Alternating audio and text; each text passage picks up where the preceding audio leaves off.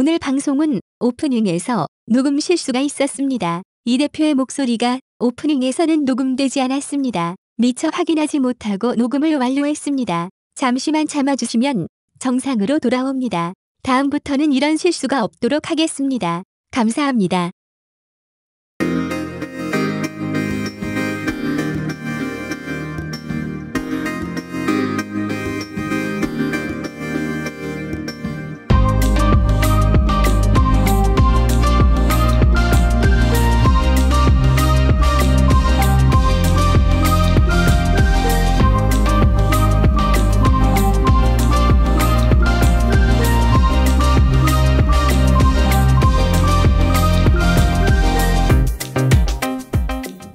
모든 교양은 남 얘기죠.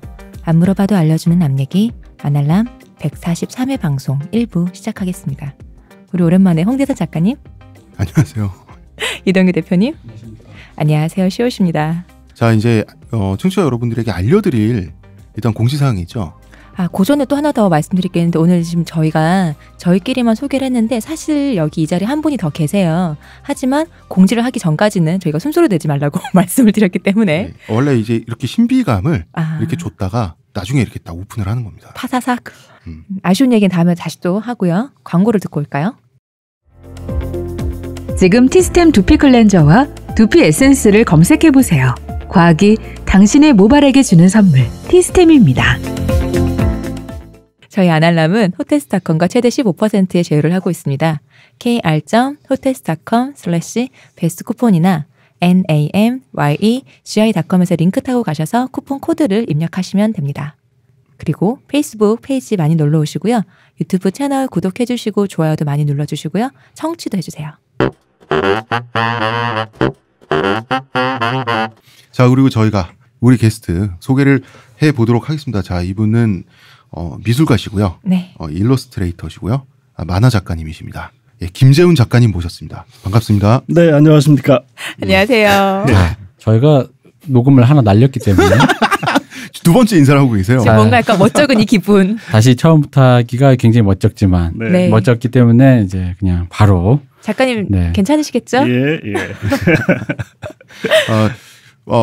우리 김재훈 작가님은 대중적으로는 별로 이제 노출이 안 되신 분이기 때문에 잘 모르시겠지만 이렇게 아시면 아실 것 같아요. 올림푸스 가디언. 네. 이라는 애니메이션의 네. 아트 디렉터로 일하신 적이 있습니다. 그 작품은 지금 한 20대 정도 되는 분들이 기억하기에는 우리가 어렸을 때 본 애니메이션인데 지금 생각해보면 우리 그때 그 나이에 보기엔 참 야했지. 라고 많은 분들이 기억하는 애니메이션이에요. 그것에 많은 기여를 하신 아트 디렉션을 하시면서 예. 저는 그렇게 듣고 왔는데 예. 다시 말씀을 드리지만 네. 올림푸스 가디언이 이제 TV 애니메이션인데 그 애니메이션은 그리스 로마 신화, 그러니까 한국의 이제 모 출판사에서 나왔던 어린이들 만화책을 바탕으로 해서 만들어진 애니메이션이었습니다. 예, 그래서 이제 제가 원래 원작에서 보이는 어떤 그런 선정적인 면들이 좀 있었나요? 제가 저희 원전에 좀 충실하자라는 쪽으로 작업을 했었기 때문에 예. 나는 기여한 바가 없다. 그러면 근데 우리 원작과 그게 또 애니메이션에 나온 것도 좀 다르잖아요. 예, 저는 이제 미술 감독을 하면서 네. 거기에 또 캐릭터 디자인하는 후배들하고 같이 작업을 했었기 때문에 전체적인 이제 러프한 상태에서의 컨셉이나 이런 것들을 제가 잡고 그걸로 이제 또 다듬고 하는 것들은 또 이제 같이 만들었었죠. 팀원이 했다. 예. 본인은 하신 바가 없다.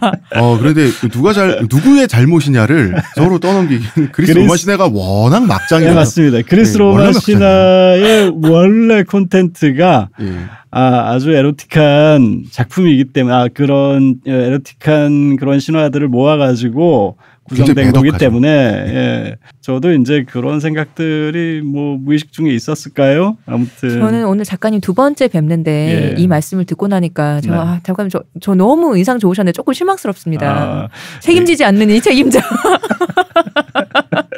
내가 안 했더라도 내가 한 거 아닙니까? TV 애니메이션 올림푸스 가디언이 이게 책임 추궁을 당하고 책임 소재를 가릴 정도까지 그렇게까지 야한 거였나라는 생각, 기억이 좀 가물가물합니다. 여러분의 제보 부탁드립니다. 그게 내용이 뭐 그림이 하고 이런 걸 떠나서 이제 그리스 로마 신화 내용이 좀 이렇게 좀 너무 나가는 부분들이 있잖아요. 예. 근데 제가 기억하는 작가가요. 어린이 만화치고는 굉장히 약간 그 좀 비속어를 쓰잖아요. 그냥 쭉쭉빵빵한 몸매들의 네. 미남 미녀들이 나왔던 네. 그런 작품을 기억하거든요. 예. 그것이 그럼 다 원작에 기반한 것이라 말씀이십니까? 그냥 모든 책임은 제우스가 지는 걸로. 네. 오늘 저희가 김재훈 작가님을 모시게 된 이유는 네. 예, 신간을 2권을 연달아 내셨어요. 만화책이죠. 위즈덤 하우스에서 어메이징 디스커버리, 교양 만화로 배우는 글로벌 인생 학교라는 이름의 시리즈로 네. 예, 만화책을 내셨는데 이건 뭐냐면 작가분께서 직접 한 나라에 가셔가지고 그 뭐 행복하다라고 하는 나라에 가셔가지고 덴마크, 부탄이죠. 이 나라 사람들은 왜 행복한가? 이 나라 사람들이 생각하는 행복은 무엇인가? 그리고 애초에 행복이란 무엇인가에 대해서 탐구를 하셔 오셔서 그것으로 본인이 직접 또 만화 작품으로 만화책을 그려서 나온 시리즈물이에요. 우리도 이제 앞으로 행복하고자 하면은 다른 나라에서 무엇을 배울 수 있을 것인가라는 걸 좀 그런 생각을 하게 해주는 책들인 것 같아요. 읽어보면은. 그리고 부럽기도 합니다. 아, 그럼요. 위즈덤 하우스의 비용 처리로 세계를 여행하며 사실 책만 내신 것만 해도 부러운데 그걸 예. 가서 해외에 가서 있다가 일로 가니까 또 비용 처리 되는 거 아닙니까? 근데 위즈덤 하우스는 정말 대단한 출판사라고 생각이 들었습니다. 왜요? 보통은 이제 그 블로그를 뒤지다가 아, 그렇죠. 그건 맞아요. 어디 유럽 여행 사진 좀 찍네 하면서 저자에게 연락을 하는 건데 그렇죠. 이미 컨텐츠가 확보한 상태에서 작가님에게 직접 연락을 해서 이렇게 이런 기획을 했으니 직접 파견해서, 그쵸? 가보셔라. 이 비용을 대겠다라고 하는 건 사실 힘들어요. 한국이 IMF 이후로는 사라진 문화가 아닐까.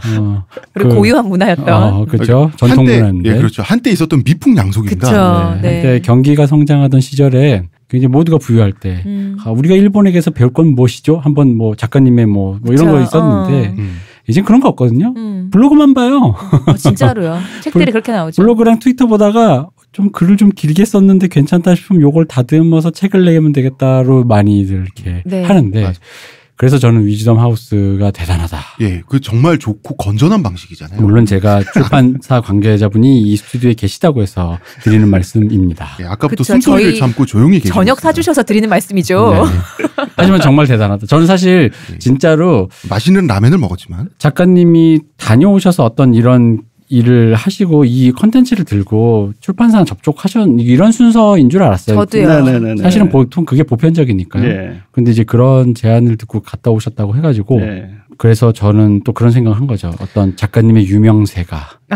예. 맞습니다. 그러니까 말씀하신 숨겨진 대로 보석이었나 이렇게? 말씀하신 대로 훌륭한 그 출판사가 기획을 해가지고 아무 생각도 안 하고 있었던 작가한테 제안을 하고 그런 수순을 밟게 됐는데 아무튼 그 맞는 말씀입니다. 그러니까 이런 사례가 제가 알기로는 별로 없었던 걸로 알고 있고요. 예, 이 기획은 이제 제가 알기로도 위즈덤 하우스의 지금 대표님이 이제 기획을 해가지고 그러니까 어떤 나라의 행복을 뭐 탐구한다 이런 것보다도 현장에 가서 직접 보고 겪으면은 그 스토리텔링을 할 수 있는 작가가 느끼는 또 다른 감성이 있을 거다. 이걸 가지고 이야기를 만들어 보지 않겠느냐 이렇게 제안을 해주셨어요. 그래가지고 제가 이야기를 듣고 이제 심사숙고한 끝에 결정을 해서 시작을 하게 된 겁니다. 미풍양속입니다. 옛날에 한국일본과 동아일보에서 황석영 작가님 있죠. 네. 아마 7, 80년대 그때 그 장길산을 연재할 때 네. 그때는 먼저 목돈을 받았어요. 그 신문사 사장님하고 독대를 해가지고 목돈을 받고 그 취재비로 주는 거예요. 우리나라 이제 대하 소설을 쓸 테니까 네. 어디도 가보고 저기도 가보고. 네. 근데 황석영 작가님이 처음에 받은 그때 꽤 목돈을 받았나 봐요. 1,000만 원 단위로 받았나 봐요. 그 네. 시대에. 아파트 뭐 이러 되는 거 아니에요? 그 예, 아파트 하나 정도면 진짜? 네. 그걸 다 술값으로 날리고 다시 찾아가서 한 번 더 달라고 해서 한 번을 더 받았대요. 그래가지고 장길산을 연재를 썼다 그러는데 그 말씀을 하시는 황석영 선생님도 지금은 사라진 과거의 낭만처럼 말씀을 하셨거든요. 맞잖아요. 예, 그건 맞아요 정말. 지금 황석영 선생님한테도 그렇게 해드릴까요? 과연? 근데 이 시리즈도 마찬가지예요. 제가 10권을 계약을 하고 시리즈를 네. 지금 시작해가지고 지금 이제 다녀온 나라는 4개 나라고 출간된 책은 이제 2권이 나왔고 이제 탈구하고 난 다음에 그 출간 기다리고 있는 책은 이제 3번째까지 돼 있는데 이러한 미풍양속이 6개국이 더 이어져야 그러니까 10개로 끝나지 않고 이 시리즈가 계속 이 미풍양속이 이어지려면은 이제 또 많은 분들이 관심 가지고 읽어주시면은 그런 좋은 사례가 되지 않을까. 근데 요즘의 기획 그 돈과 기회 손실 비용을 아끼려고 하는 요즘의 기획 있잖아요. 네. 기존의 컨텐츠 검증된 거를 네. 검증도 아니지 확보된 거 예. 그런 기획과 이런 방금 우리 얘기한 미풍양속적 기획을 보면 모르겠어요. 그 어느 게 결과적으로 경제적으로 큰 이익이 발생하는지 모르겠는데 작품의 질은 사실 차이가 날 수밖에 없어요. 그럴 수밖에 없지 않나요? 대표님 말씀하신 것처럼 보통 블로그나 트위터나 이런 데서 네. 이제 글을 좀 쓴다 아니면 뭐 여기 좀 여행 갔다 온 거 괜찮다 이런 식으로 접촉을 해서 책들이 나오다 보니까 예. 네. 근데 처음부터 기획을 해서 어떤 쪽 이런 방향 했으면 좋겠다라고 나오는 콘텐츠는 다를 수밖에 없겠죠. 네. 그래서 요새도 이런 출판사가 있나요? 그러니까요. 저도 작가니까 그 만화책 읽으면서 깜짝 놀랐어요. 부러워도 지금. 저는 푸른숲을 사랑합니다. 자, 1부는 덴마크죠. 네. 1권이죠. 네. 1권에 덴마크에 갔다 오셨어요. 예. 왜냐하면 덴마크가 행복한 나라로 소문이 났으니까. 네. 왜 행복한지. 그 사람들이 생각하는 행복은 뭔지, 그 행복이란 건 또 애초에 뭔지, 그것을 뭐 탐구해서 여행을 다니시면서 연구를 해갖고 오셔가지고 만화로 그래서 책이 나왔어요. 네. 예, 그래서 그 책을 제가 읽으면서 뭐 워낙 일러스트레이션 전평이 나신 분이니까 그림도 너무 예쁘고 재밌게 읽었는데, 덴마크 사람들이 행복하긴 하더라고요, 보니까. 우리는 헬조선 이러는데. 제가 갈 때 당시만 하더라도 한창 그 덴마크 그리고 북유럽 특히 이제 덴마크의 휘게나 뭐 행복 지수 뭐 이런 것들이 회자가 돼가지고 정점에 있을 때였죠. 얼마 전에 또 덴마크 국왕도 다녀가고 그랬었는데 네. 그때가 제가 갔을 때가 제일 많이 사람들이 관심을 가졌을 때고 또 그때가 또 공교롭게도 이제 제가 덴마크로 출국할 때가 지금 기억해 보니까 그 정유라 씨라는 분이 그때 그 덴마크에서 덴마크에서 이제 뭐 신혼이 포착됐다. 네. 그러니까 그래서 이제 뭐 억류됐다. 요 뉴스를 보면서 제가 비행기를 탔었어요. 그러니까 상대적으로 한국에서 그때 제가 체감했던 이제 뭐 조국이랄까 내가 살고 있는 곳에서 느끼는 거하고 또 이제 앞으로 가서 보게 될 나라 그렇게들 행복하다고 하는 나라에 대한 감성이 얼마나 차이가 날까 이런 생각을 하고 가기는 갔었습니다. 저희도 사실 궁금하긴 해요. 근데 책을 읽으면서 첫 번째는 정말 이 사람들 행복하긴 하구나라는 것과 아까 그 지나치듯이 휘게라는 개념이 나왔는데 네. 휘게는 행복한 상태를 뜻하는 데마크어잖아요. 네네. 데마크 사람들이 휘게라는 말을 사용을 하는 거잖아요. 휘게를 원한다. 휘게의 상태, 행복한 상태라고 하는 거. 네. 근데 이게 우리가 평소 행복하다라고 하는 상태랑 다르더라고요. 그러니까 뭐 버닝썬이라든지 울프 오브 월스트리트에서 나온 레오나르도 디카프리오의 행복이라든지 하는 것과는 반대에 있는 행복이더라고요. 그 덴마크에서 이제 휘게라는 게 이제 한창 유행을 해가지고 책도 나오고 이제 그랬었는데 가가지고 덴마크 사람들 만나가지고 얘기해 보면은 물어보기 전에는 그 사람들이 휘게라는 용어를 사용을 하는 걸 본 적은 없었어요. 그 사람들이 알고 있는 건데 제가 굳이 이제 휘게 뭐지? 라고 설명 한번 들어볼까라고 물어보면은 그제서야 이야기를 하는데 그게 아주 거창한 이야기는 아니고 그냥 약간 좀 어두운 상태에서 그러니까 아주 눈부시게 밝은 건 극도로 싫어하더라고요. 그 사람들이. 그런 상태에서 뭐 달콤하고 그리고 따뜻하고 뭐 좋은 친구하고 같이 있고 이런 상태로 대체적으로 이제 이야기를 하더라고요. 그러니까 거기서 크게 벗어나지 않게 설명을 하는 걸 보고 이렇게 소박하고 좀 구체화된 걸로 행복을 이 사람들이 규정하고 있구나 이런 생각은 했었습니다. 그게 구체적이라서 저는 좀 그게 재밌었어요. 네. 행복 굉장히 철학적으로 접근하려고 그러잖아요. 그거 저도 마찬가지거든요. 그러니까 저도 사람들이 이제 저한테 행복이 뭐냐 이제 만약에 이제 지금 방송 중에도 진행하시는 분들이 저한테 작가님은 행복이 뭐라고 생각하세요? 라고 묻는다 그러면 저는 이렇게 대답을 할 것 같아요. 작가님은 행복이 뭐라고 생각하세요? 제가 생각했을 때는 일단 좀 건강하고 네. 그리고 또 제가 칭찬을 좋아해가지고 늘 칭찬을 좀 듣고 미남이세요. 그리고 돈도 좀 많고 그러면은 행복한 거 아닌가 이렇게 대답을 할 수 있을 것 같아요. 저번에 대표님이 하셨던 그 류승수 씨였나요? 그분이 말씀하셨던 그 행복의 조건 있잖아요. 아, 예. 모두가 나를 모르는데 돈이 많은 상태. 그죠.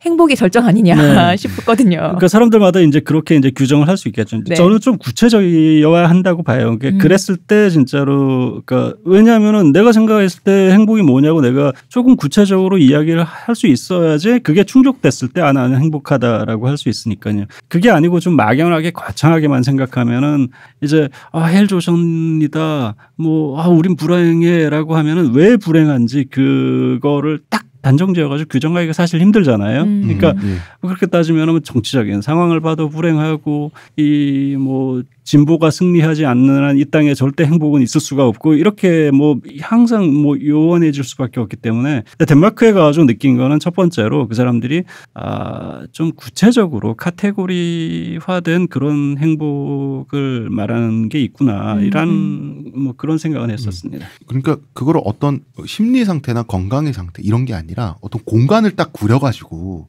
그 공간에 나를 포함해서 내가 아는 사람 공간의 조명, 어두운 정도, 어떤 음료수나 간식이 있었으면 좋겠다. 이렇게 굉장히 풍경적이고 구체적이라 가지고 이 나라 사람들 확실히 좀 국민성이 있구나라는 생각도 들었어요. 그 사람들이 좀 영리한 사람들이죠. 그러니까 물질적인 것과 그리고 인간관계로 딱 규정을 해가지고 행복을 생각하고 있으니까요.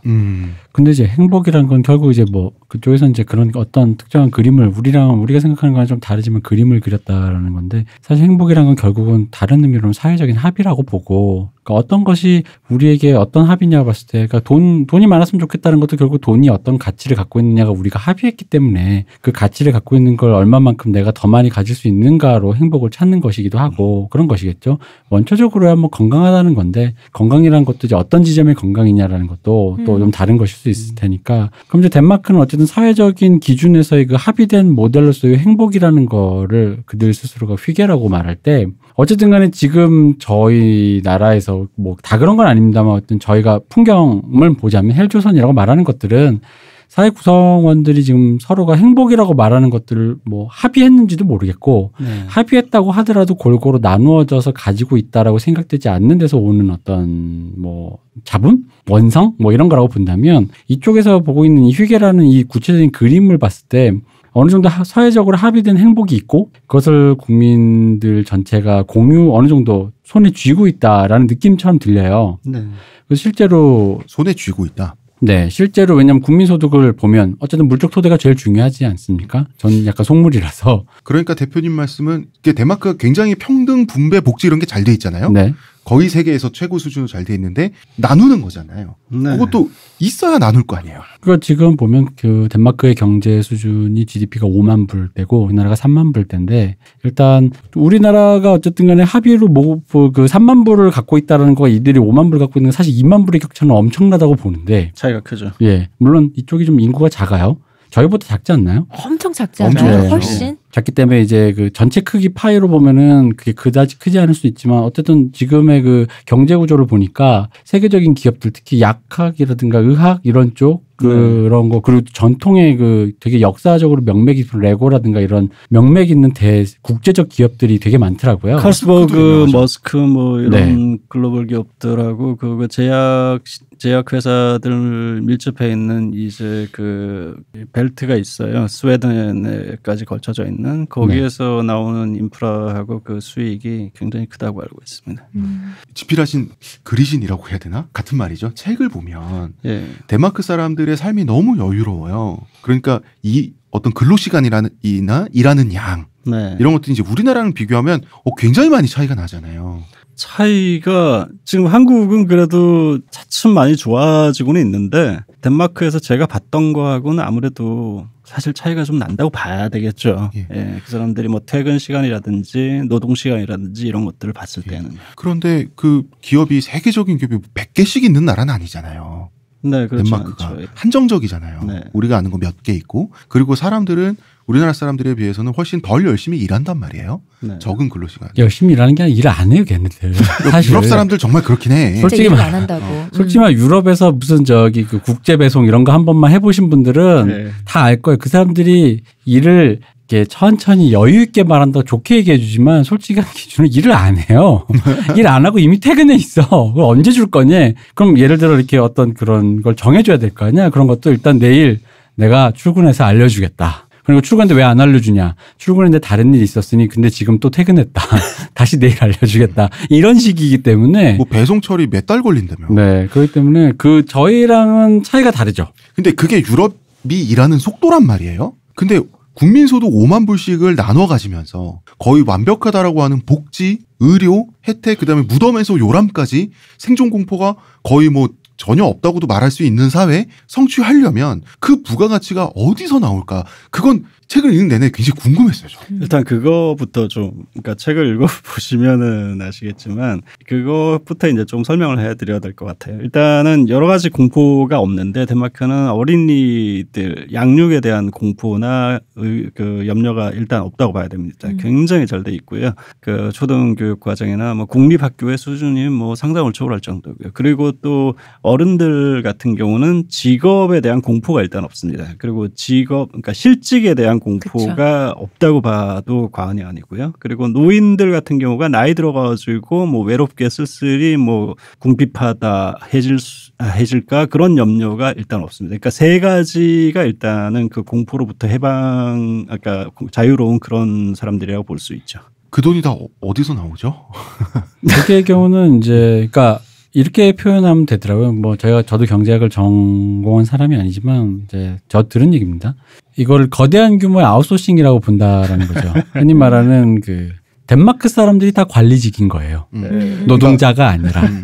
그러니까 먼저 근대화에 성공한 1세계 서구 국가가 네. 그 다 오피스에 앉아 있고, 그렇죠. 예, 그 험한 데서 저임금에 일하는 노동자들은 회사 바깥에 외주로 제3세계, 방글라데시나 이런 데 있다. 그런 얘기를 하면 이제 뭐 그걸 이제 덴마크 애들이 뭐 전 세계를 글로벌 경제에서 착취적이다 이렇게 표현을 그렇게 뭐 오해하는 거는 그건 이제 개별 사안을 따져야 되지 자꾸 그게 흔히 말하는 전가의 보도처럼 이렇게 호도하면 안 되는 것 같고 그 사람들이 착취적인지 아닌지는 모르겠으나 아니 개개인은 안 그렇겠지. 중요한 것은 구조 자체가 그러니까 왜냐하면 일을 안 한다라는 건 일이 없기 때문이에요. 그러면 그 일이라는 건 뭐냐면 지금 당장 혹은 오늘 내일 할 수 있는 쌓여있는 일이 존재하지 않는다는 얘기고 그 얘기는 뭐냐면 관리직일수록 가능해지죠. 왜냐하면 4시에 퇴근하는 일을 해서 5만 불의 부가가치를 올린다라는 거를 그 맥락을 저 안에 더 깊이 들어서 뭐가 있는지를 보지 않고 이것만 보면은 거기서 마치 무슨 앉아있으면 이렇게 비트코인 캐는 거 있잖아요. 컴퓨터 캐고 1인 1비트코인 PC가 있어서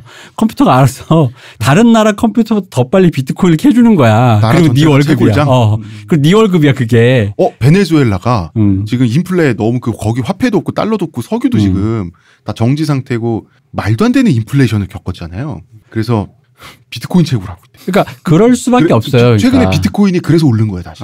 베네수엘라 때문에. 그러니까 물적 토대라는 건 결국 그런 식인 거고 사실 그거는 어쨌든 간에 북유럽이 특히나 이제 그 기본적인 그 뭐랄까 먼저 어쨌든 1세계 서구 유럽이 우리보다 먼저 이렇게 뭐랄까 글로벌 시장에서 선점한 부분이 있으니까 그런 부분은 먼저 이제 잡아놓고 이제 얘기를 좀 나눠봐야 될 것 같아요. 그런 거는 이제 확실히 대표님 말씀이 맞는 부분이 있을 것 같아요. 덴마크 같은 경우가 특히 천연 자원이 뭐 거의 없다시피 할 정도로 부족한 나라인데다가 특히 이제 덴마크는 북유럽에 있는 나라인데도 불구하고 동계올림픽을 열 수가 없는 나라예요. 산이 없어가지고요.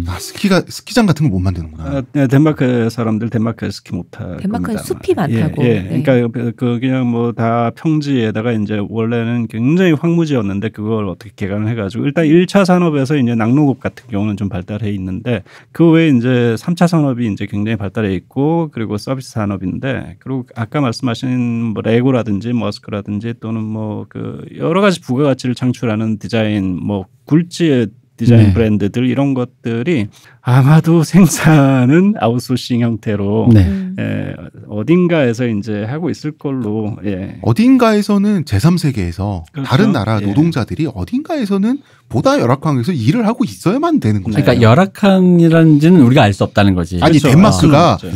덴마크가 노동 조건이 세계에서 제일 좋은 나라니 하는 말이죠. 왜냐하면 대부분의 나라들이 덴마크만 못하니. 근데 이제 중요한 건 우리가 경험상 어딘가가 쾌적하다라면 그 잉여로운 그 부가가치를 몫을 가져간다라면 어딘가에서는 그런 어떤 자기 몫에 반하는 좀 더 적은 왜냐면 제가 지금 최대한 공정하게 말하려고 그래요. 왜냐면 이거 잘못 얘기하면은 잘못 얘기하면 덴마크 사람들이 나쁜 것 같지만 덴마크 사람들이 전 세계 어딘가에다 빨대 꽂고 지금 꿀 빨고 있다 이렇게 얘기할 수 있거든요. 근데 그건 나도 모르고 걔들도 모르는 일이라서 이제 그거는 우리가 조심하자는 거지. 왜냐면 이 얘기를 왜 먼저 드리냐면 저희의 왜 진보 진영에서 특히 한 몇 년 전부터 사민주의 열풍이 불었어요. 사회민주주의라 그래서 북유럽식의 거기엔 이 덴마크, 스웨덴, 노르웨이를 포함하는 이 나라들의 어떤 그 형태, 네. 사회민주주의라든가 뭐 기타 여러 가지들에 대해서 우리가 지향해야 될 바이고 선진국인 것처럼 얘기를 해왔거든요. 네. 근데 이제 거기에 대해서 얘기하다 보면서 우리는 그럼 그렇게 가야 되고 여기가 무조건 좋은 나라다 이렇게 얘기를 해왔는데 네. 사실은 그러면 우리가 얘기해야 될 건 그 사람들이 좋아진 것이 그 전에 이제 좀 어설프게 스웨덴, 덴마크, 노르웨이가 그 잘 살고 행복한 나라라는 게 수입되어 왔을 때는 사실 이랬어요. 지금 그 아까 작가님이 잠깐 지나가면서 말씀하신 희귀라는 것, 행복하다. 그리고 그 나라 사람들이 행복하다라는 것들이 그 나라 사람들이 잘 사는 거의 원인인 것처럼 포장을 해왔어요. 네. 근데 저는 봤을 때 아무리 봐도 작가님 책을 읽으면서 드는 생각은 원인보단 결과에 가깝지 않나. 그죠. 네. 잘 살기 때문에 내가 이런 것을 추구한다에 가깝지. 예. 이런 걸 추구하다 보니 잘 살게 된 건 아닌 것 같거든요. 그러니까 휘게라는 것도 시간도 재산이잖아요. 네. 그 저녁이 있는 정도가 아니라 저녁이 긴 삶에서만 가능한 행복 추구 방식이잖아요. 그분은 저녁이 아니라 일단 해지기 전이 있는 삶이야. 해지기 전에 퇴근해. 저녁은 일단 기본이고 그렇죠. 예. 저녁은 기본 디폴트고 그러니까 우리로 치면 이거죠. 장볼 시간까지 있는 자유인 거죠. 우리는 저녁은 그렇죠. 먹을 수 있지만 장보기는 어렵죠. 그래서 쿠팡으로 주문을 하죠. 그죠. 아니면 이렇게 외식을 하죠. 이런 것도 같아요. 현대 기아 자동차 구조적인 문제점을 보면 똑같은 일을 하는 생산 라인 노동자예요. 네. 거기 들어가는 정밀 기계부터 노동의 종류 강도까지 시간까지 똑같아요. 근데 본사 노동자가 있어요. 연봉이 1억이에요. 2하청, 3하청, 4하청까지 내려가면 맨 마지막 하청 같은 노동 같은 시간 일하는데 연봉 2,500이에요. 4배 차이가 나요. 그러니까 우리나라는 그 구조를 전 세계 글로벌 경제에 대입을 하면 먼저 근대화 현대화에 성공한 선진국들은 본사라고 볼 수도 있는 거겠죠. 그렇죠. 우리는 한 1하청, 원청 정도 받는 그 정도 그 우리나라 국민들이 있는 자리는 그런 생각도 들어봐서 이게 과연 얼마나 적절한 비유인지는 모르겠지만 뭐 생각해보면 그렇게도 비교할 수 있지 않나. 이 정도 정부에서는 이제 저는 이렇게 말씀을 드리고 싶은 것이 덴마크가 이제 그 소위 이제 경제적 그 토대를 만드는 데 있어가지고 세계문화사적으로 어떤 윤리적인 입장일까? 뭐 거기에 대해서 이제 우리가 판단하고 이런 거라기보다도 예를 들어서 이런 경우죠. 그러니까 한국 같은 경우가 이제 마찬가지로 그 이 과거에 선진국들의 여러 가지 그 생산 기지 역할도 많이 하지 않았습니까? 특히 뭐 아까 애니메이션 말씀하셨지만. 네.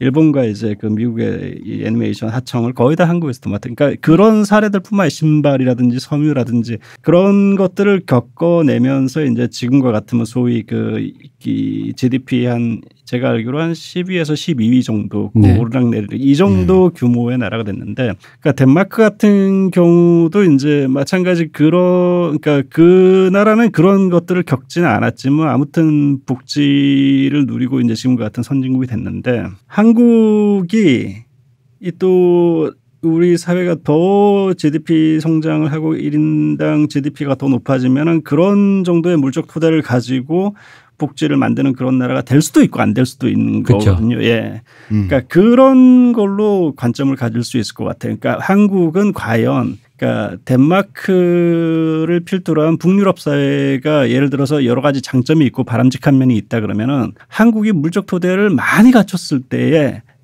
그 효율이 좋은 그러한 사회가 될 수 있을까 없을까. 네. 예, 그런 취지의 관점을 가진다면은 어떨까라는 생각이 드네요.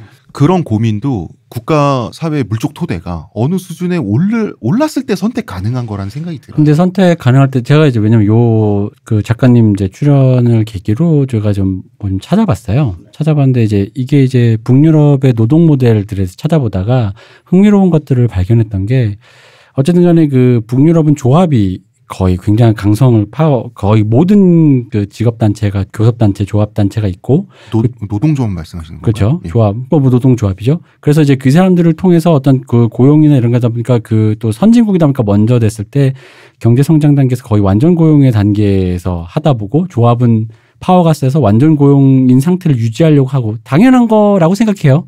내 일자리를 잃긴 싫으니까. 그랬는데 이제 이게 이렇게 되다 보면 임금이 계속 오르게 되니까 임금 인플레가 생기면서 1980년대 90년대 이제 북유럽도 이제 위기에 봉착했다 그래요. 흔히 말하는 임금 인플레를 더 이상 유지할 수가 없고 고용 유연화를 시키거나 어쨌든 간에 이걸 뭔가를 해야 되는데 그랬을 때 이 스웨덴이나 노르웨이와 다르게 덴마크가 했던 모델들이 굉장히 흥미로웠던 이유가 뭐였냐면은 그러니까 노사정이 그러니까 이게 간단하게 말하면 되게 간단한 얘기예요. 노사정이 합의를 이뤄냈어요. 네. 그리고 그 과정이 매년 제가 알기로는 그 덴마크에서 들은 바로는 매년 그 과정을 거친다. 네. 근데 이 노사정이 합의를 내렸다는 게 무슨 얘기냐 그랬더니 한마디로 이런 거죠. 그러니까 내가 지금 덜 먹을 테니까 그 대신에 내가 사회 직장을 잃거나 은퇴를 했을 때 그러니까 흔히 말하는 직장에서 있는 노동임금 대신 사회적 임금이라고 표현될 수 있는 어떤 복지 예산에 해당되는 것들 있지 않습니까?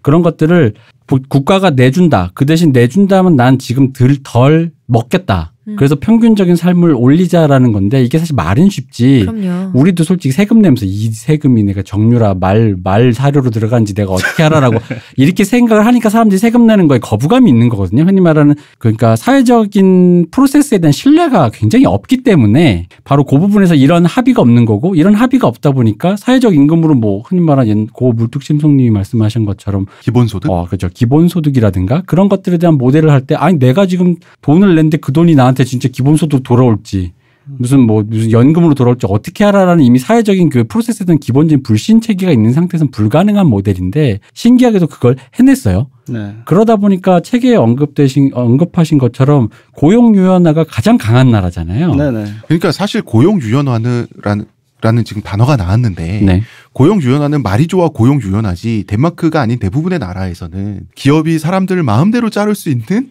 해고할 수 있는 권리 있잖아요. 네. 그걸 그냥 고용 유연화라고 좋게 부르는 거거든요. 사회적 안정망이 없으면 해고가 살인인 건 맞으니까요. 그렇죠. 근데 그래서 이제 덴마크의 모델을 뭐라고 부르냐면 이제 유연 안정성이라고 네. 부르죠. 네. 예. 사실 되게 충돌되는 두 단어가 붙어 있는 거거든요. 예, 상당히 특이한 거죠. 예. 영어로는 플렉서빌리티라고 한다고. 네. 고용인 입장에서는 어떻게든지 이 피고용인을 자기가 필요한 때에 해고하고 또 이제 고용하는 거를 자유롭게 하고 싶어 하고 그러니까 노동자 입장에서는 그거를 안정된 상태로 계속 고착화 해놓고 싶어 하는데 덴마크 같은 경우는 두 마리 토끼를 완전히 잡는데 성공한 케이스로 돼 있거든요. 그걸 이제 유연 안정성이라고 하는 거죠. 그게 사실 쉬운 일은 아닙니다. 이게 지금 방금 말씀하신 거를 우리나라 사람들은 그 청취자들은 들으면서 이게 도대체 무슨 소리지 하고 헷갈릴 수 있는데 네. 왜 그러냐면 우리나라는 노조가 네. 사별 노조라서 그래요. 네. 우리는 예를 들어서 현대자동차 노조, 기아자동차 노조, 쌍용차 노조 사별로 돼 있어요. 네. 그런데 유럽 같은 경우는 노조가 산별 노조예요. 업종별로 돼 있어요. 그러니까 이 시스템에서는 지금 말씀하신 게 가능해요. 거기다가 덴마크식의 성공 모델 중에 또 하나로 꼽았던 게 그게 흥미로웠던 그거더라고요. 강력한 중앙 권력에 아주 정교한 모델 조정이 있었다라는데 이게 무슨 얘기냐면 흔히 말하는 이제 복지를 높이다 보면 흔히들 아주 자연스럽게 발생하는 게 내수나 공공 부분에서의 무임승차. 네. 구멍을 이용해서 무임승차하는 사람들이 생긴다라는 거죠. 바로 거기서 이제 사회 구성원들의 신뢰 프로세스가 깨지는 거거든요. 나는 죽어라고 해서 세금은 거의 한 70% 80% 냈는데 저 사람은 빌딩 2개 있는데도 불구하고 노인이라 가지고 노인연금 다 먹고 이런 우리나라도 많아요. 이제 그런 부분들을 굉장히 강력하게 규제한다고 들었거든요. 흔히 말하는 국가가 규제하는 모델이 의외로 신기한 게 고용 유연하면은 정부가 왜 소극적인 시장에서 소극적인 역할을 하는 게 보편적으로 우리가 알고 있는 어떤 그림인데 그럼에도 불구하고 또 국가가 굉장히 강력하게 시장 주도적인 모델을 또 하고 있다라고 얘기를 들었거든요. 대표님께서 지금 말씀하신 부분 같은 경우는 제가 그 케이스는 잘 모르겠는데요. 국가가 개인의 어떤 그러니까 덴마크 사람들이 사생활이라든지 어떤 자유라든지 이런 것들을 침해하는 거는 극도로 꺼리고 네. 굉장히 싫어하는 면이 있는데 사회적으로 이 사람들이 어떤 것이 전체적으로 봤을 때 그리고 길게 봤을 때 나한테 유용할까 어떤 게 나한테 득이 될까 지금 당장 눈앞에 이익이 아니라 그러니까 전체 시스템으로 뭔가를 만들었을 때 이것이 나한테 득이 될까 하는 거를 굉장히 영리하게 잘 포착해가지고 시스템을 구축하는 그런 습관들을 볼 수가 있었어요. 그래서 이제 국가의 개입이라 하더라도 결국은 그것이 골고루 개인들한테 이득이 돌아간다라고 하면 이 사람들은 그걸 선택하는 경향들이 있는 것 같습니다. 근데 그조차도 사실 사회 전반에 대한 신뢰가 있어야지 가능한 있어야죠. 거잖아요. 예. 네. 그리고 이제 공동체에 대해서 우리 내가 속한 공동체에 대해서 접근하는 방식이 덴마크인만의 특징은 또 있는 것 같아요. 그러니까 우리가 물적 토대 얘기를 했었잖아요. 네. 좀 시니컬하게 들릴 수도 있지만 물적 토대가 있어야 그거를 나눌 거 아니냐. 네. 그걸 덴마크 사람들 운 좋게 있는 거 아니냐. 이런 얘기를 우리가 방금 했었지만 생각해보면 물적 토대가 있는 상태에서 그걸 어떻게 분배할 것이냐. 물적 토대가 있는데 이게 어떤 식으로 이제 그 분배가 되고 돌아가는데 그거를 얼마나 신뢰할 수 있는가 이거하고 곧장 이제 연결이 될 수밖에 없거든요. 그러니까 예를 들어 가지고 한국에서는 세금을 내는 거에 이제 조세 저항이라고 하죠. 네. 그러니까 내가 내는 세금이 이게 아까워라고 느끼는 사람들이 어떤 계층이냐 하면은 아마 전 계층일 겁니다. 네. 세금 낸 거 아까워하지 않는 사람들이 없거든요. 그러니까 덴마크 같은 경우는 덴마크에서도 세금을 내는 걸 아까워하는 사람들이 있어요. 어디냐 하면은 굉장히 돈이 많은 극소수의 부유층. 그런 사람들 중에서는 진짜 뭐 이민을 가고 국적을 옮길 정도로 꺼리고 세금을 싫어하는 사람들이 있다는 이야기는 들었어요. 그 외에 중산층 약간 상위 계층의 중산층부터 나머지 사람들은 제가 다니면서 물어본 사람들도 그랬고 실질적으로 거기서 오래 산 사람들이 조사한 바에 따라서도 그렇고 덴마크 사람들이 직접 체감하는 것도 그리고 이야기하는 것이 아깝지 않다. 차라리 세금을 내는 게 더 낫다. 내가 저축하는 것보다 세금 내는 게 나한테 더 유익하다라고 하는 그 차이가 있는 거죠. 그러한 방식을 선택하는 거, 나눔의 방식을 선택하는 거는 문화적인 부분도 빼놓을 수는 없을 것 같아요. 물적 토대라고 하는 현실적 조건도 중요하지만 우리가 보통 국민성이라고 부르는 이 사람들만의 특수한 역사적 경험 같은 거 있잖아요. 문화적인 특질. 왜냐하면 왜 그런 생각을 했냐면 한국과 다른 걸 떠나서 세계적으로도 이 사람들만의 독특한 부분이 있는 것 같은 거예요. 왜냐하면 책에서 나왔던 얀테의 법칙을 제가 읽어봤을 때 일단 제가 한번 쭉 읽어보겠습니다. 얀테의 법칙. 얀테의 법칙이란 게 일단 뭔지 잠깐 설명해 주시죠. 방금 말씀하신 거에서 제가 딱 이야기하려고 그랬는데 이 사람들 나서는 사람들이 별로 없어요. 예. 그러니까 사람들이 이렇게 좀 먹고 살만해지고 뭐가 이제 뭐 나눠 먹을 것들이 있다 그러면은 조금이라도 더 갖고 싶은데 더 가질라 그러면은 내가 더 돋보여야 되고 더 인정받으면 내가 더 가질 수가 있잖아요. 더 혜택을 누릴. 근데 이 사람들 같은 경우가 내가 나서 가지고 더 돋보인다. 그걸 선호하는 사람들이 별로 없어요. 그러면 잘난 척하거나 우쭐대는 사람들이 잘 없다는 얘기시죠. 그럼 국가 이념이 모난돌이 정맞는다가. 근데 제가 이 책을 읽어봤을 때는요. 그 모난돌이 정맞는 게 아니고요. 아예 처음부터 모난돌 자체를 만들지 않는 것 같아요. 모두 국민들이 다 조약돌 같은 느낌이더라고요. 그러니까 교육 자체를 어떻게 하는 느낌이냐면 아예 그냥 얀테의 법칙이 이제 북유럽 스칸디나비아 반도의 삶의 규준이다. 법적 강제는 아니지만 일종의 매너 같은 건데 제가 지금 읽어볼게요. 네. 당신이 특별하다고 생각하지 마라. 당신이 우리만큼 잘한다고 생각하지 마라. 너가 남보다 똑똑하다고 생각하지 마라. 네가 우리보다 낫다고 생각하지 마라. 당신이 우리보다 많이 안다고 생각하지 마라. 내가 남들보다 더 중요하다고 생각하지 마라. 뭐든지 잘한다고 생각하지 마라. 남을 비웃지 마라. 다른 사람들이 당신을 신경 쓴다고 생각하지 마라. 당신이 남에게 무언가를 가르칠 수 있다고 생각하지 마라. 이런 식이에요. 근데 이걸 아이들한테도 이런 얘기를 한다면서요. 나대지 말고 잘난 척하지 말고 뽐내지 말고 뭐 그러라는 이야기인데 이게 저 완전히 다르잖아요. 그러니까 저도 그렇지만 아이 키우면서 한국에서는 너는 정말 특별한 존재야.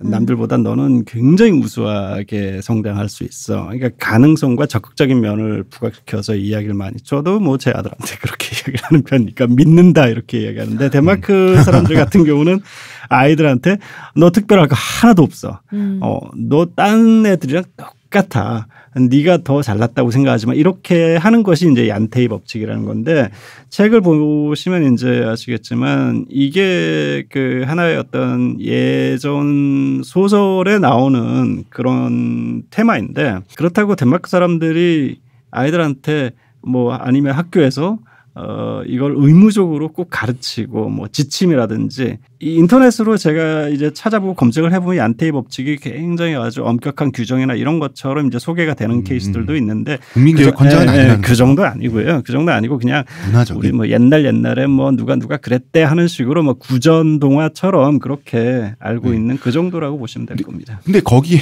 그 나라 사람들의 사고관이 들어가 있다는 건 분명한 거잖아요. 예, 그건 맞죠. 그러니까 그게 후천적 학습이든 그것이 기질이든 그러한 어떤 사고 체계 기질이 있기 때문에 세금을 60%씩 국가에 내면서 네. 다 나눠 가지는 거에 대해서 거부감이 없어야 이런 복지 국가도 가능한 거 아닌가라는 생각이 드는 거예요. 이 얀테이 법칙 같은 경우가 제도적으로 정확하게 적용되는 거 아마 그 초등 교육 과정일 거예요. 공립학교에 가서 선생님들을 만나고 이야기하면 엄격하게 금지하는 것이 뭔가 두드러져서 이제 그 그러니까 차별적으로 어떤 선택되는 그런 아이들이 절대로 생기지 않도록. 예. 그리고 그 기준을 항상 제일 못 따라오는 정도 수준의 아이들한테 맞춰가지고 결국은 다 어떤 평균 수준의 아이들로 맞춘다라는 것으로 이제 중점적으로 그 교육을 하는 공교육 과정의 어떤 그런 식의 어떤 제도화가 이제 얀테이 법칙이 적용된 거라고 볼 수가 있을 겁니다. 저 근데 궁금한 게, 그러니까 사실은 우리나라도 지금 좀 도입이 되고 있고 사실상 이 모델이라기보다는 어떤 경쟁이라든가 이런 것들이 없고 모두가 공평무사한 어떤 그런 교육 과정을 겪는 거는 가까운 나라인 일본의 그 유토리 세대가 네. 그런 교육 방식을 했다가 전 사회로부터 이제 왕따를 당하고 있는 경향이 있는데, 그러니까 저는 궁금한 게 뭐 그러든 말든 상관없어. 애들이 너가 특별하다든 특별하지 않다든 중요한 건 특별하다를 강조하는 교육이라면 특별하지 않은 애에 대한 배려가 중요한 것이고 특별하지 않아를 강조하는 교육이라면 그중에 스페셜 원이 되는 애에 대한 그건 어떻게 배려를 하는지가 전 궁금한 거거든요. 그럼 여기는 얀테이 법칙을 적용한다 그러면 예를 들어 여기에 BTS가 될 애가 있는 거예요. 그렇죠. 한국에 오면 원어원의 1등이 될 애가 있는 거야. 원픽이 될 애가 있는데 얘를 어떻게 동기부여를 시켜주냐는 거죠. 덴마크에도 우수한 학생들도 있고 영특한 아이들도 분명히 있겠죠. 그렇죠. 그러니까 얀테이 법칙이 제도권 교육에서 시행이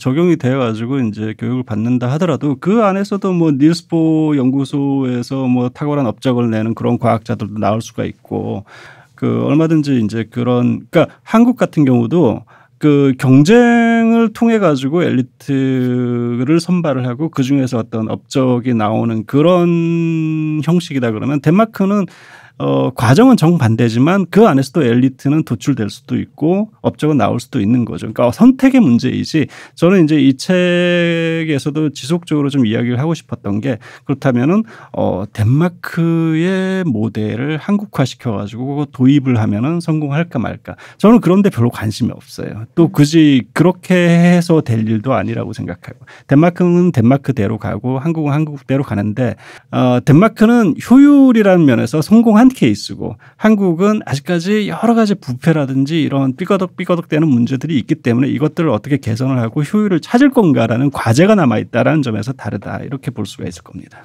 이제 한국의 미래가 참 궁금하긴 해요. 어쨌거나 결과적으로 보면 여기까지는 삐걱삐걱 잘 왔잖아요. 네.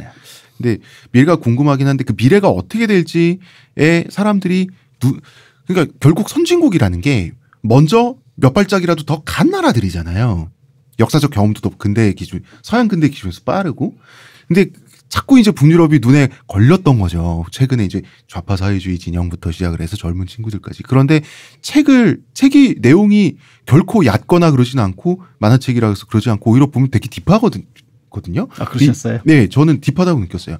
읽으면서 느낀 거는 우리랑 굉장히 멀다라는 생각 들었어요. 국민성과 기질. 그다음에 국가가 국민들에게 추천하는 사고방식 같은 거 있잖아요.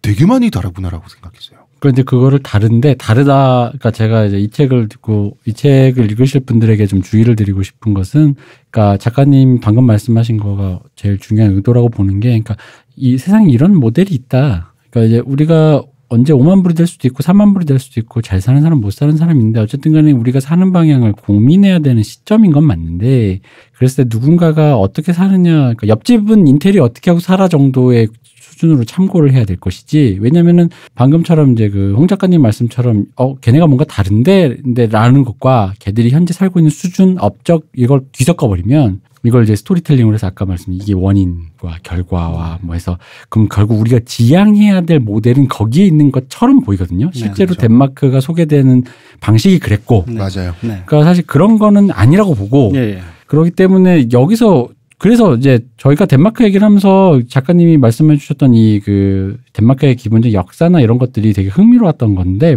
근데 이제 복지 부분 보면은 사실 저는 이 부분 있잖아요. 왜 그 어마어마한 세금 두들겨 맞는 거. 그러니까 여기에 대해 동의할 수 있을까? 과연 하다가 문득 책을 딱 덮은 다음에 현타가 딱 왔던 게 5만 불이면 5천만 원 아닙니까? 그러니까 최소 연봉 5천만 원이 넘으면 왠지 가능할 것 같은 거야. 부부인데 둘 다 5천이 넘어. 둘이 부부만 둘이 있는데 서로 벌어들이는 소득이 예를 들어 1억이 넘어. 1억 2천 정도 되죠. 덴마크 사람들 거의 다 또 같이 남자 여자 다 일을 하니까요. 그죠. 근데 우리 둘이 1억을 버는데 4시에 퇴근해. 그래서 둘이 같이 장을 봐.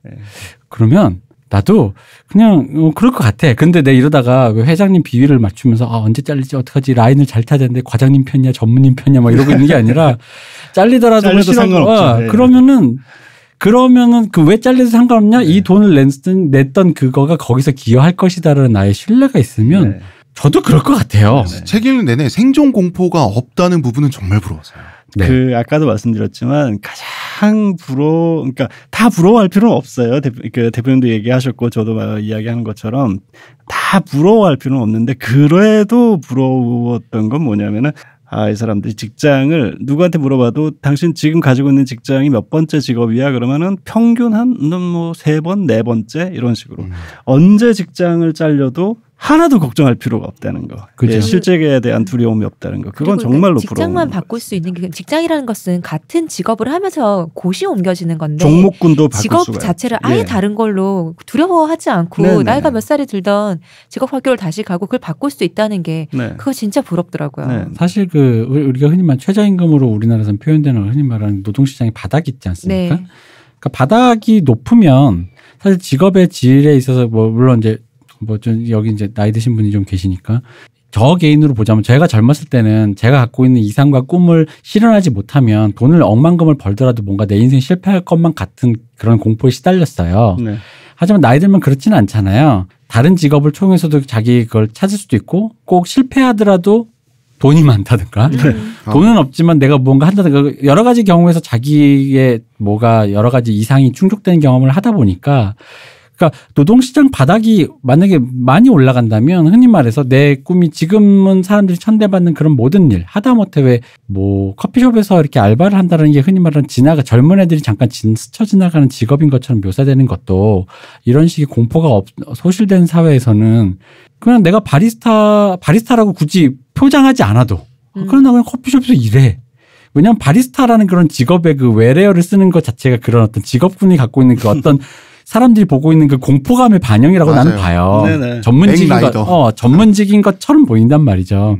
근데 그렇다면 그 작가님이 책에서 묘사하신 것처럼 커피숍에서 잠깐 일해도 나 스스로에 대한 긍정 그리고 공포 그리고 실제로 그런 다음에 어떤 내가 할 수 있는 것에 대해서 뭘 찾아가는 거를 평생에 걸쳐서 할 것 같거든요. 네, 제가 덴마크에 있는 동안 줄곧 이제 호텔 한 군데 이제 코펜하겐에 머물면서 이제 여기저기 이동해서 다녔는데 그 호텔 1층에 바레소라고 하는 그 커피 전문점이 있었어요. 네. 그러니까 스타벅스 같은 그런 이제 덴마크 브랜드죠. 거기서 이제 거의 매일 같이 커피하고 라떼를 마셨는데 가면은 그 자주 보는 늘상 상주하고 있는 그 점원이 있어요. 네. 점원하고 이제 이야기를 몇 번씩 주고받다가 인터뷰할 기회가 생겨가지고 길게 좀 이야기한 적이 있는데 이 친구가 이야기를 하는데 자기 이거 커피 전문점에서 좀 일하고 있다가 나중에 석사 과정을 공부를 하고 또 직업을 바꿔가지고 내가 지금 구상하는 게 어떤 디자인 같은 걸 하고 싶어 하고 있다. 그럼 너 그 전에는 뭐 했냐? 그럼 또 다른 직업이었다.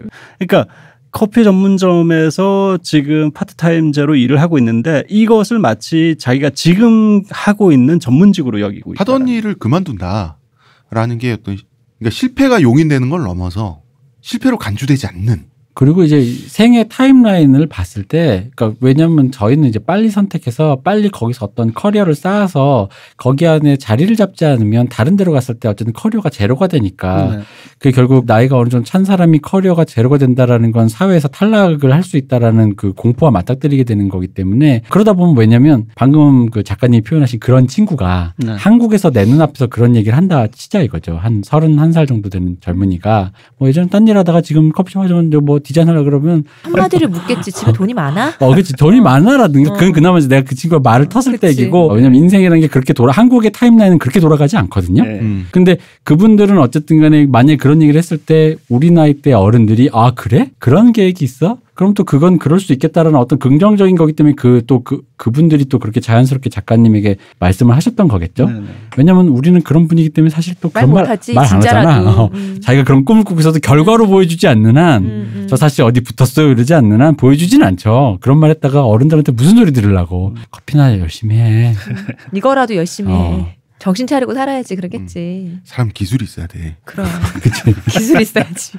그래서 전체적으로 느껴지는 그 덴마크식 여유라는 게 그러니까 북유럽의 어떤 공통된 여유라는 게 그런 분위기로 느껴졌는데 그러다 보면 그냥 우리도 5만 불이 되면 그렇게 살 수 있을까? 살 수 있을 것 같은가요? 그 5만 불이 아까도 말씀드렸지만 5만 불이 됐을 때 우리 사회가 어떨까? 네. 그러니까 5만 불이 됐을 때 우리 사회가 효율적이고 그리고 그 믿을 수 있을 만한 믿을 수 있다라는 게 이제 뭐 쉽게 말해가지고 내가 세금을 냈는데 이거를 기성 정치권에서 어떤 식으로 활용을 하는지에 대해서 전적으로 믿을 수 있는가라는 그런 것들이 그러니까 지금 가지고 있는 문제가 해소될까 안 될까 이게 궁금합니다. 선진국이라는 게 사실 돈만 많다고 선진국이 되는 건 아니잖아요. 네네. 근데 우리가 지금 우리 맨 처음에 홍 작가님 말했다시피 한국도 지표로는 선진국이란 말이에요. 네. 근데 사람들이 그런 생각을 하지 못하는 것은 문화적으로 아직 성숙도가 덜하다고 생각해. 마음의 여유라든지 아니면은 그런 것을 누리는 마음일 수도 있고요. 근데 그런 면에서 생각해 보면은 저희가 2만 불 됐다고 하고 3만 불까지 오래 걸리긴 했지만 근데 그 1만 불의 차이가 나는 동안 그럼 1만 불이 느는 만큼 체감을 했느냐라고 생각해보면 사실 그렇지 않다고 봐요. 저는. 네. 그래서 그럼 5만 불이 된다고 했을 때 사람들이 과연 5만 불이 되었으니 우리도 이제 좀 나누고 살까라는 그 마음을 먹는 게 5만 불이면 올까라는 저는 5만 불이 돼가지고 이제 고민을 하기 시작한다 그래가지고 절대 되지는 않을 저도 그렇게 것 생각하거든요. 같아요. 근데 이제 옛날에 이제 그 학자들의 연구를 보면 동아시아 국가들 중국식 관료제를 채택했던 동아시아 국가들은 왜 관료들이 하나같이 다 부패했는데 부패한 와중에 나라가 발전하는가 이거에 관한 논문이 굉장히 여러 편이 있어요. 그리고 보면 그러니까 그 유교적인 애국심이라는 게 있다는 거죠. 내가 해먹을 땐 해먹더라도 마음속에 문화적으로 암묵적 해먹는 선이 정해져 있는 거예요. 그게 국익이나 백성이나 왕이 됐든 뭐가 됐든 나의 어떤 그 나의 직 있잖아요. 내가 그래도 국록을 먹는 사람인데 라고 하는 그거를 해칠 정도가 된다라고 느끼면 정도 것이라는 게 있다는 거예요. 가끔 그렇지 않은 위정자가 나와도 문제인가요? 그러면? 그래서 그게 그 경우가 되게 그 베트남에 가보면 그 베트남 관료들이 다 부패해 있는데 너무 말도 안 되게 막도 안 되는 금액은 받지 않는다는 거예요. 양심껏 먹는다. 예. 그래서 나라를 팔지 말이 않는다는 이상하다, 거예요. 근데. 근데 이게 동아시아 국가들의 특징이라는 거예요. 우리나라도 그렇고. 유교 국가들의. 네, 유교 국가들의 특징이라는. 그래서 임진왜란 때 보면은 어떤 일들이 있었냐면 은퇴해서 시골에 살고 있다가 전직 관료인데 왜군들이 쳐들어오니까 의병들을 모집해서 의병장이 돼서 장렬하게 죽어요. 그 조선왕조 실록에 보면 전에 관료 생활할 때 해먹다가 걸린 사람이에요. 그러니까 내가 해먹을 수도 있지만 나라를 위해서 목숨을 바칠 수도 있다라고 하는 묘한 양립한다. 그게 있어요. 그래서 우리나라 부패 정도는 전 세계적인 기준에서는 꽤 낮은 편이더라고요. 예를 들어서 국방비리 규모 있죠. 국방비리 규모가 우리나라 많다는데 독일의 국방비리 규모의 거의 100분의 1 정도밖에 안 돼요. 국방비리가 독일이 우리나라의 몇십 배란 말이에요. 그러니까 이거를 딱 보면 그 신뢰라고 하는 것도 이거를 우리가 약간 동양 문화와 서양 문화를 어떻게 비교 접근할까라고 하는 부분이 있잖아요. 그것도 생각보다 복잡할 수 있겠다는 생각도 들었어요. 근데 어쨌든 그런 류의 것을 어떤 우리 사회의 특질이라고 보고 우리가 이제 그거를 이렇게 용인하거나 이렇게 할 수는 없는 거고 시스템에 구멍은 메꿔야 되는 거니까. 네. 그래서 그냥 특질일 뿐인 거죠. 이거는. 그리고 흔히 말하는 그 굉장히 그 엘리트주의가 지어낸 환타지 같은 소리도라고도 느껴지고요. 나는 너희들 지배하지만 내가 또 나라 가선 또 무슨 중세 기사 무용담 같은 소리라고 느껴지는데 실제로 그런 경향이 있다라는 논문은 저도 봤습니다. 봤는데 아니 그러니까 국가라는 게 환타지니까 그렇게 엄밀하게 따지면 왜냐면 이게 단적인 예로 뭐 그런 거죠. 옛날에 그 왜 고베 대지진 났을 때 고베 시민들은 줄을 섰고 뉴올리안즈에 카타리나 태풍이 왔을 때 거기는 폭도로 변했다 이 얘기거든요. 거기는 구멍 나면 그냥 뭐 없다 이거고 여긴 구멍 나도 단체 규정을 지킨다 요 얘기인데 동아시아 국가가 이제 그런 특질이 있다. 강력한 중앙 집권 모델을 한 몇백 년, 몇천 년 해오다 보니까 느껴졌던 어떤 그런 보이지 않는 손을 그렇게 느낀다라고 한다라는 뭐 그런 얘기들을 느낀 것 같은데 중요한 건 오히려 저는 그런 것 같아요. 그러니까 우리 공동체가 이제 그러니까 그런 단계를 우리가 아직 가보지 않아서 저는 뭐 이제 상상만 해봅니다만 덴마크 이걸 쭉 보다 보니까 결국 이 표현이 좀 구립니다만 사상이라고도 좋고 이데올로기라도 해야 될 거예요. 그러니까 그 다음에 갔을 때 필요한 이데올로기가 좀 있을 것 같아요. 예를 들어 뭐 우리가 경제가 성장할 당시에는 우리의 이제 사실 실질적인 이데올로기는 우리한테는 근면성실이었잖아요. 네.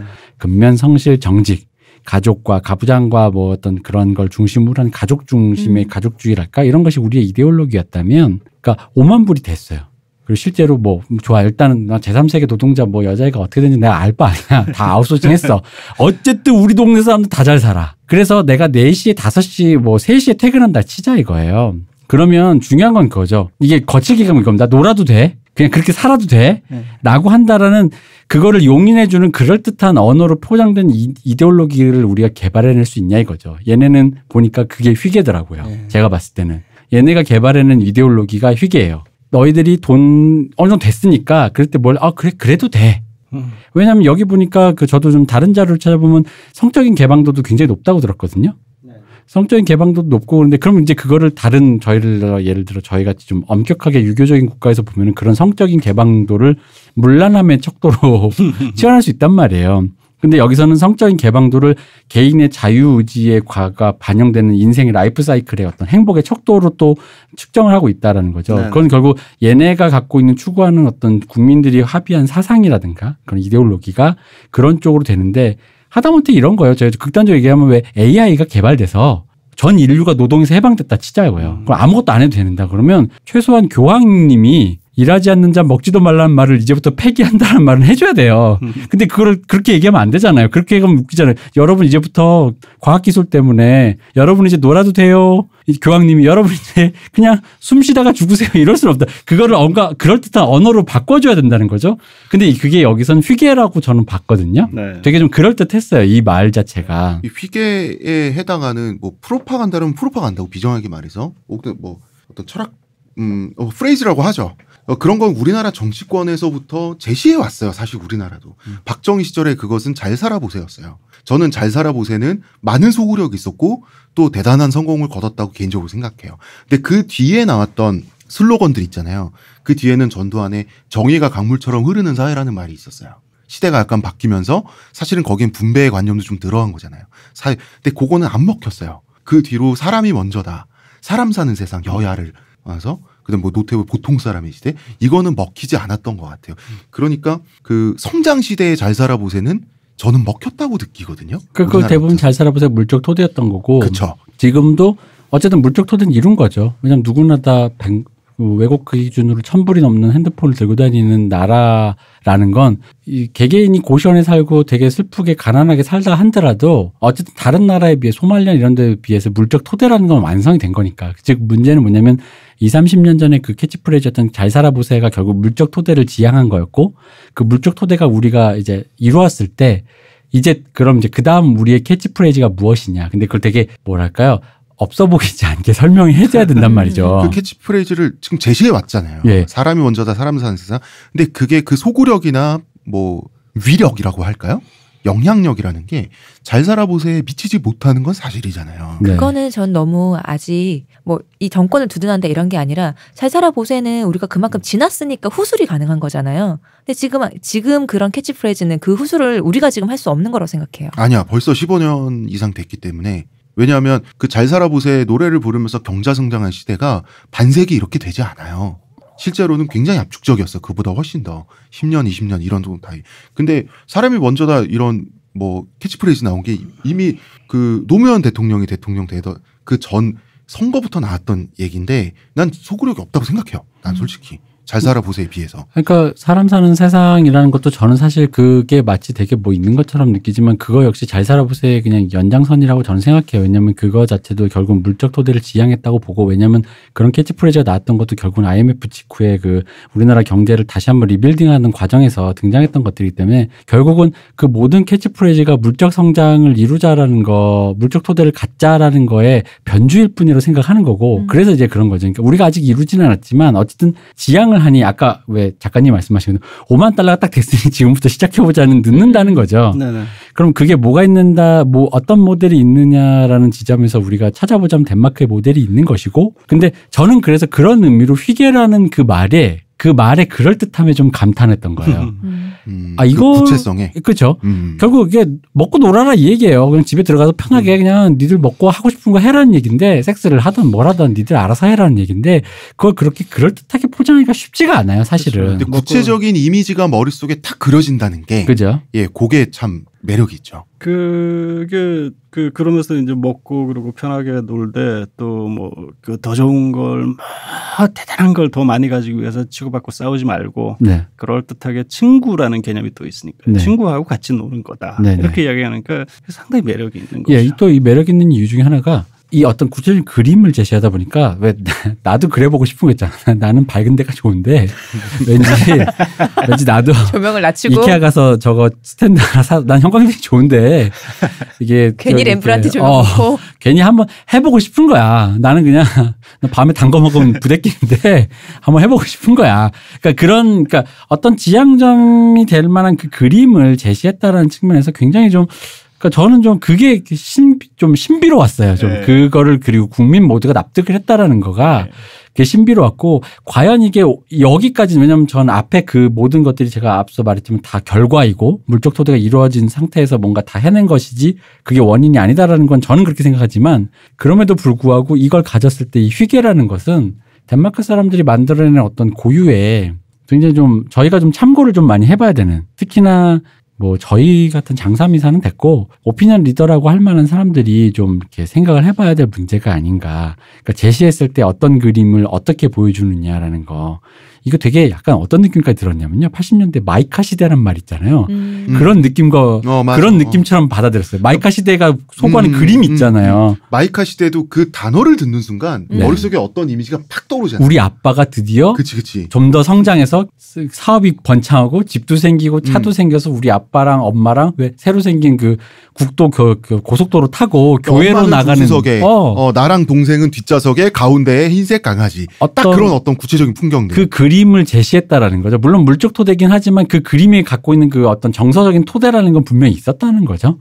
근데 이제 휘게가 약간 그럼 5만 불 시대의 그런 정서적 토대는 무엇이냐라는 의미에서 봤을 때 덴마크가 좀 그런 걸 많이 좀 주는 게 아니냐. 이런 생각 들어서 책을 보면서 굉장히 정밀하게 이 사람들이 설계했고 네. 그냥 운 좋아서 된 것만은 아닌 결과라는 거죠. 그렇죠. 이걸 운이라고 막. 그러니까 굉장히 정교하게 이 사람들이 설계를 했고 네.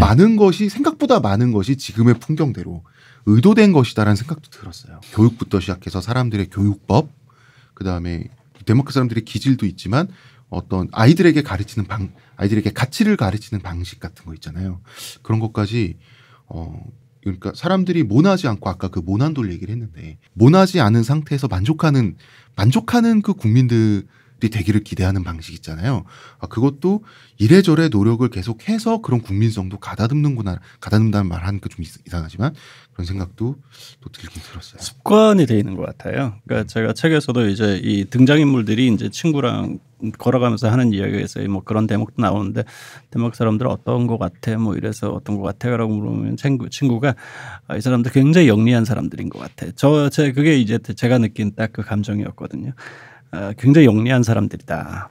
제도라든지, 그러니까 영리하게 문제를 풀어가고 이 영리하게 문제를 해석하고 또 이제 영리하게 이제 대안을 찾는 그런 습관이, 그러니까 아주 그 치밀하고 뭐 그 의도가 돼 있고 이렇다기보다도 그냥 자연스럽게 습관에서 그런 영리함이 발휘되는 그런 사람들이 덴마크인들이지 않았나, 그런 생각이 듭니다. 우리가 사실 이제 구한말에 대한민국됐다가 일본의 나라를 뺏기고 전쟁의 참화, 경제성장에서 어떻게 여기까지 온 우리나라 사람들이 보기에는 덴마크, 스웨덴, 노르웨이 이런 나라들의 부와 행복을 보면 되게 쉽게 확 된 것 같거든요. 그냥 저희 뭐 비교를 해보면 기분으로 봤을 때. 근데 당연히 이제 덴마크란 나라도 과정은 있잖아요. 거기에 이제 그룬투비라고 하는 역사적 인물이 지금의 덴마크의 선진국 그 복지국가로서의 모습에 상당한 영향을 끼쳤다라고 네. 책에서도 소개가 됐어요. 네. 이 그룬투비는 뭐 하는 사람입니까? 그룬투비는 그러니까 딱 한마디로 규정하기에 참 어려운 사람인데, 그러니까 철학자이면서 사상가이고 동시에 이제 종교 지도자였고요. 그리고 굉장히 위대한 교육 사상가였고, 그리고 실천적인 교육가였습니다. 그러니까 그 구체적인 건 이제 또 여러분들이 책을 찾아보시면 또 아시겠고, 제가 쓴 이 어메이징 디스커버리라는 책에서도 이제 소개가 약간 되어 있는데, 그러니까 한마디로 덴마크가 이제 프로이센과의 전쟁에서 이제 지는 바람에 국토를 엄청나게 많이 손해를 보고, 그리고 이게 당장 뭐 농사 지어가지고 어디 끼니 해결하기도 힘든 그런 상황이었던 때에서, 그러니까 어떤 식으로 이제 덴마크가 그 근대화에 성공하고 지금과 같은 과정에까지 올 수 있었는지, 그러니까 그때 그 시점에 어떤 선각자라고 할까, 또는 뭐 거창하게 이야기하면 혁명가라고 할까, 이런 인물들이 한 몇 명 있습니다. 그 중에서 가장 지금도 덴마크 사람들한테 사랑받고 있고 대표적으로 거론되는 사람이 이제 그룬투비라는 그런 사람입니다. 약간 그 프란치스코 수도사 느낌도 나고 그분은. 예, 그다음에 동학 창시한 최재우 그분 느낌도 나고. 아니야. 오히려 이분은 그 만화책을 보다 보면요. 그 세종대왕과 박정희와 방정환 선생님을 맞아요. 저도 방정환 쌤이 생각났어요. 방정환 선생님. 네. 그래요? 네. 교육에 대해서. 근데 세종대왕이 이렇게 자기 종교적 추종자들을 이렇게 지지를 받으면서 몰고 다니시는 않죠? 그러니까 내가 박정희랑 그치. 박정희. 방정환 선생님이 다 합쳐진 사람이 아니겠느냐. 또 어떻게 보면은 뭐 페스탈로치와 루소와 또 뭐 이런 교육 사상가들을 한꺼번에 다 그 어떤 자질을 가지고 있을 만한 그런 사람인 것처럼 느껴지기도 하고요. 그러니까 어떤 천재적인 큰 인물이 나와서 무언가 대담한 것을 제시할 때 보통 역사에서는 실수라는 게 있고 반동이란 게 있고 희극적 비극이란 게 있잖아요. 그 사람이 그냥 죽을 수도 있고, 뭐 중국의 왕한석의 신법이라든지 그냥 다 좌절됐잖아요. 뭐 이런 것들. 우리나라 대동법도 막 수백 년 동안 조선시대 내내 떡밥이었잖아요. 그리고 동학 노미운동 같은 경우는 처절하게 진압당했고.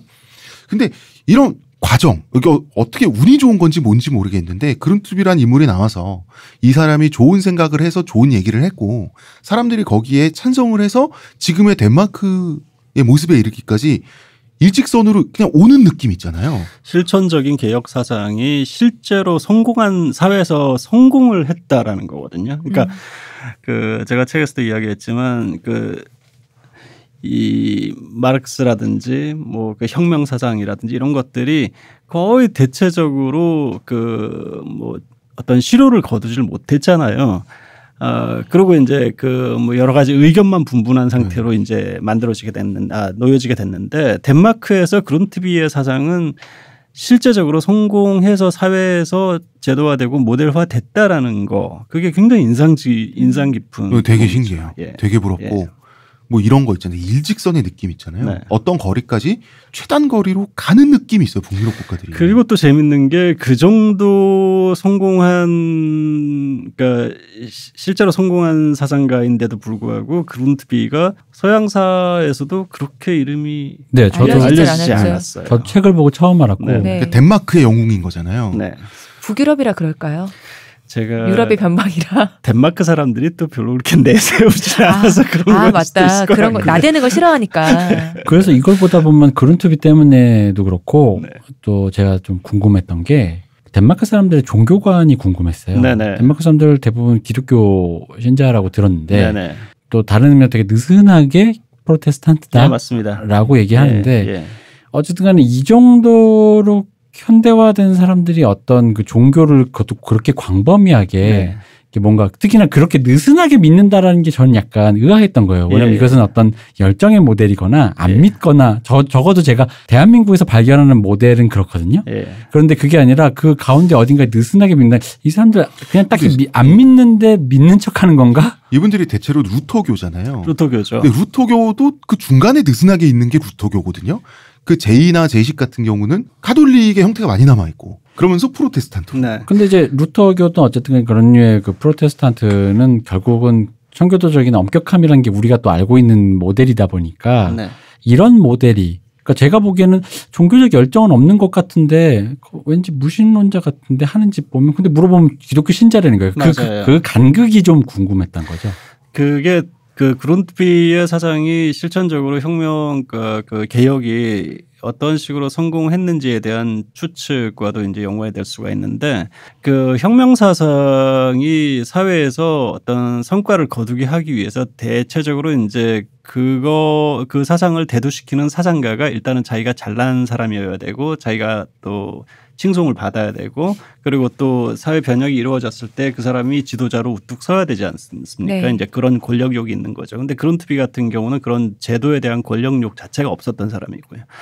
그리고 또 한 가지가 사회 개혁을 하되 반드시 무너뜨려야 될 어떤 상대가 있다라고 보질 않은 거예요.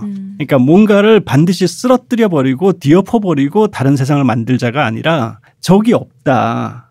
적을 전제로 두지 않은 사회 개혁을 했기 때문에 점진적으로 성과를 내가 성공을 거둘 수 있었다고 보는데요. 그게 이제 또 그룬트비는 이제 루터교의 어떤 그 당시의 관행을 굉장히 비판적으로 이야기를 했지만 그 스스로는 또 루터교 지도자였죠. 성직자였고 그래서 자기가 생각하는 올바른 루터교의 점진적인 개혁을 원했고 거기에서 성공을 한 거고요.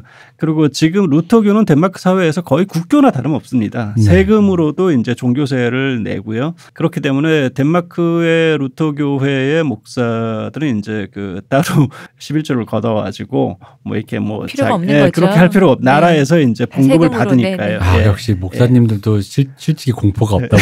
그렇죠. 그렇죠. 네. 그래서 부흥에 미온적이고. 네, 아, 굳이 그렇죠. 뭐 부흥회를 열어야 될 필요는 없고요. 지금 11조 안 거두면 다시 또 개척교회 시절의 하우스로 내가 돌아갈지 굉장히 모른다라는. 가톨릭적인 거잖아요. 그거는. 가톨릭하고도 좀 다른 게 루터교는 엄격하게 이제 그 가톨릭에 반했던 그 네. 종교 개혁. 그렇죠. 근데 왜 쪽 가톨릭에서 계신 신부님들이 따로 그 돈을 이렇게 받으시잖아요. 맞아요. 월급 덴마크, 받으시잖아요. 예. 근데 비슷한 그 시스템 덴마크 비슷하니까요. 나라로만 봐서는 이제 네네. 그 시스템은 같은 시스템이죠. 그런데 이제 덴마크 사람들이 주일날 그러니까 일요일이죠. 교회를 굳이 예배 드리러 가고 뭐 그런 사람 그러니까 의무적으로 가지는 않아요. 제가 이제 일요일에 이제 한번 근처 교회 가가지고 예배 드리는 모습을 본 적이 있는데 그냥 작게 모여가지고 이제 뭐 조용하게 설교하고 어떻게 보면 우리나라의 지금 뭐 그럴듯한 어떤 교회들의 예배 시스템하고 비교해봤을 때는 굉장히 어설픈다라고 느낄 정도로 그냥 소박하게 예배 드리고 그런 걸 봤고요. 그런데 이제 덴마크 사람들은 세금으로 종교세를 다 냈기 때문에 자기들이 일상생활에서 결혼식하고 장례식하고 이런 것들은 다 교회에서 합니다. 그리고 뭐 바자회라든지 또 뭐 파티라든지 행사 이런 것들도 교회에서 많이 하고요. 아 정말 국가 전체가 공동 구매를 하네요. 그렇죠. 뭐든지 네. 결혼식장까지.